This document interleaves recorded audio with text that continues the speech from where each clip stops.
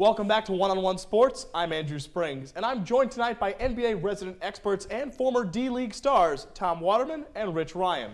In the spirit of the NBA playoffs, we're going to determine basketball's teams of the decade. On the whiteboard are 8 teams that you will seed from 8 all the way to number 1, and we'll start with you, Tom. Which team do you have sitting at number 8? Number 8, I've got the Detroit Pistons of 2004. This is the team that really snuck up on teams. No one expected to be there, beat that Lakers team that was loaded, but they've got a lot of deficiencies at guard play and on the wing. Other than Ben Wallace, there's not much to like with this team. If I remember correctly, Chauncey Billups was on that team. That's true. Are you saying you're overlooking Chauncey? I am overlooking Chauncey. Overlooking Rip Hamilton as well. They say defense wins championships, but it's boring. Who wants to watch them? I have them at 7. My number 8 team, the 2010 Cleveland Cavaliers. They haven't proven anything yet. They lead the league in wins, though, Rich. But it doesn't matter. They don't have anybody inside. What happens when they play Shaq? Dwight Howard later on the Shaq? road? You want a 50-year-old Shaquille O'Neal? That's fine. I'm going to take the front court guys. And X gets the square. Rich, I like your arguments. I'm going to put the Cavs at number 8. 1-0. I got you. At number 7, Rich, who we got? At number 7, like I said, the Detroit Pistons, 2004. They're the only team on this list that has under 55 wins in the regular season. Too slow on offense. I don't trust the Rasheed Wallaces of the world, even when they were young. Detroit, number 7 on my list. Well, since I had the Cavs that were pegged at 7, I guess I'm going to have to go with the next lowest team on my board and go with the Pistons at 04. Fair enough. All right. Well, we'll go with the Pistons as the consensus pick at number 7. Guys, who we got for number 6? This is where we got a big difference. I know we do. I've got the 2002 Lakers. They won the NBA Finals that year, but there was Kobe and Shaq. Their third leading scorer was Derek Fisher. Who else do they have? You just ruined your own argument. They're Kobe and Shaq. No other front court players, though. No other team can beat Kobe and Shaq on this list, though. They're the whoa, greatest whoa. 1-2 combo of all If time. I heard correctly, you said the 2002 Lakers? Yeah. Big Shot Bob, Robert Ory. You're going to put it number 6? Swept. He was on every team. He's on the 03 Spurs. How He's on about a every team that didn't even make the finals, and that's the 2002 Kings that lost to the Lakers that season? If it weren't for Tim Donaghy, the Kings would have won the finals that year. Not they had 7 players. All right, we'll placate your thoughts another time. All right, I like your argument for the Lakers, although I do like Big Shot Bob. We'll put the Lakers at number 6. Rich, who you got number 5? Putting my number 1 team up there, that's crazy. I have the 2007 Suns. Good team, very fast. Got Steve Nash, Amar Stoudemire, but they don't play enough defense. Leandro Barbosa had a great year for the Suns that year, but not enough defense for me. So did Boris Diaw.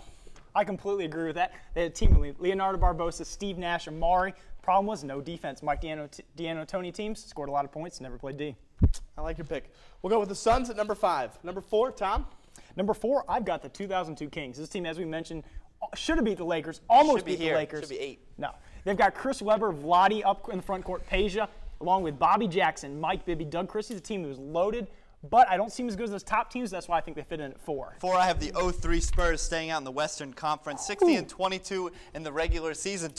My top 3 put the Spurs in that spot. Spurs, very good team. Tim Duncan, David Robinson. 60 games, as I remember, David Robinson was on that 2002 very good championship front team. court. But loaded team, you'll see the top 3 I have. See, I got them up at 2. I'm sorry, but the Kings did not win at all. I'm going to have to put the Kings number 4. The Kings should have been lower, so thank you for finally putting this All right. How are the 2002 Lakers 6? This is Because getting the absurd. 2002 Lakers were I'm going to kick off 3rd right now. I'm going to pick the 2009, last year's Los Angeles Lakers. Really good team. Pau Gasol, Lamar Odom, of course, Kobe Bryant.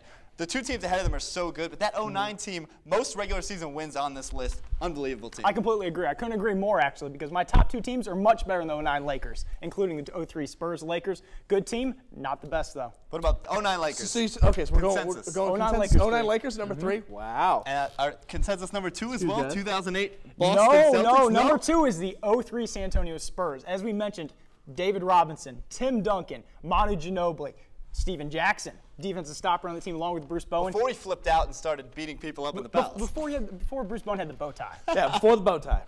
And I have the 08 Boston Celtics. The Boston 3 party at 2? The Boston 3 party, great offseason for They the city. won 66 games, though. I understand, but I have the 2002 Lakers up there. Rich, that was the last good NBA Finals, though, is the Celtics beating the Lakers. Now, to be fair, Rich, Tom kind of coaxed me into putting the Lakers at the 6 seed. I could see the Lakers moving up. We could edit it. We could edit it, but I'm a very stubborn guy. Now, tell me really why the Celtics number 2 and the Spurs number 1. No, I got the Celtics. Yeah. He's I think all Spurs on go the Celtics. too. Why?